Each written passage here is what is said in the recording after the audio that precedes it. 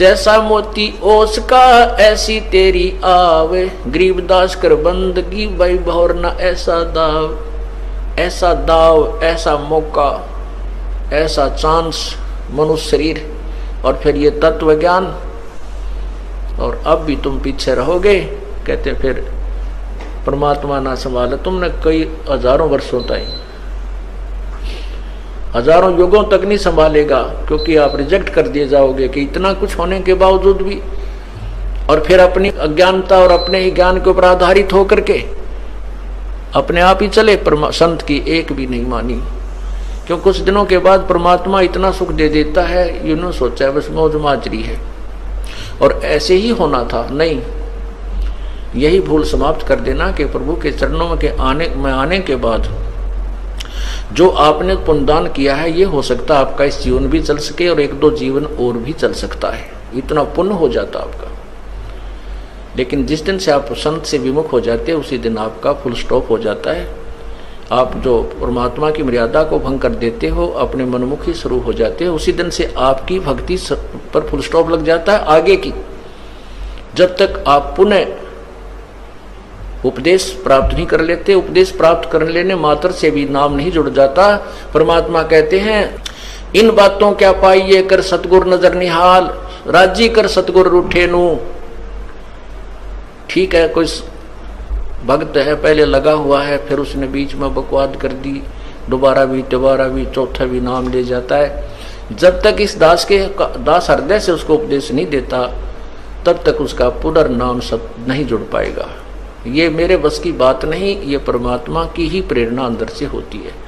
नाम अवश्य दे दिया जाता है, क्योंकि हमारा स्वभाव है कि हो सकता है ये बालक फिर सुधर जाए, बच्चा भगवान का। तो इसलिए कहते हैं राजी कर सतगुरु रूठे नु, यानी अपने सतगुरु, मान ले आपसे गलती हो जाती है, सतगुरु क्यों रुष्ट होते हैं?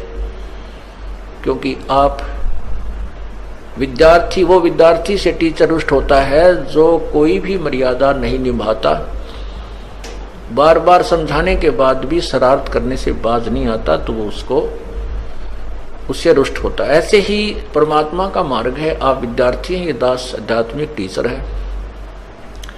आपके हित के लिए आपको समझाया बुझाया जाता है, गलती करते हो आपको धमकाया भी जाता है, आपके भविष्य को मद्देनजर रखते हुए।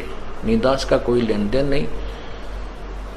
अब जो बच्चे परमात्मा से विमुख हो गए, नाम ले रखा था, गलतियों पर गलतियां की, हमने उनको धमका दिया, उनका नाम काट दिया गया यहाँ से, इस विद्यालय से, तो वो बाहर चले जाते हैं अपने दूसरे क्षेत्र में या दूसरे संत के पास, या जैसी पूजाएं जिसको पहले करते थे वो करने लग जाते हैं। और वो कहते हैं हमारे ताज भी ठाठ हो रहे हैं, हमने तो उनको छोड़ दिया, उस नाम को भी, संस्था को भी छोड़ दिया, और कहते अब हमें कोई हानि नहीं हो रही है।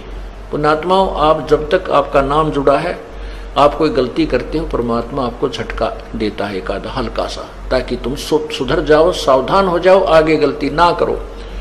और जब यहाँ से विमुख हो जाते हो, आपका नाम कट जाता है, आपसे सत्संग में भी आते रहोगे, परमात्मा आपको स्वीकार नहीं करता है, तो फिर आपके ऊपर झटके नहीं आएंगे, आपको केवल वो काल पुण्य देगा जो आपका दे रखा है।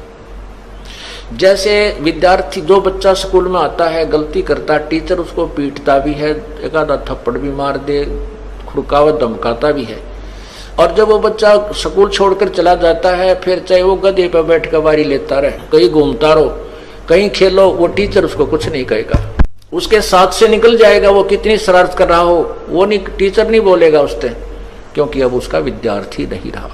इसी प्रकार जो अनजान व्यक्ति यहाँ से चले गए, उनको पूर्व जन्म की जो यहाँ रहते हुए और इस जन्म में भी जो पुण्य किए, भक्ति की, वो काल उनको अवश्य देगा, और उसके कारण वो ठाठ करते नजर आएंगे, और हो सकता है इस जीवन में कोई हानि भी ना हो, क्योंकि उनको पीटेगा नहीं अध्यापक, क्योंकि वो अब विद्यार्थी नहीं रहे और अपना जीवन बर्बाद कर रहे हैं। फिर मजदूर लगेंगे जो विद्यार्थी विद्यालय छोड़कर चले जाते हैं टीचर के धमकाने खुरकाने से।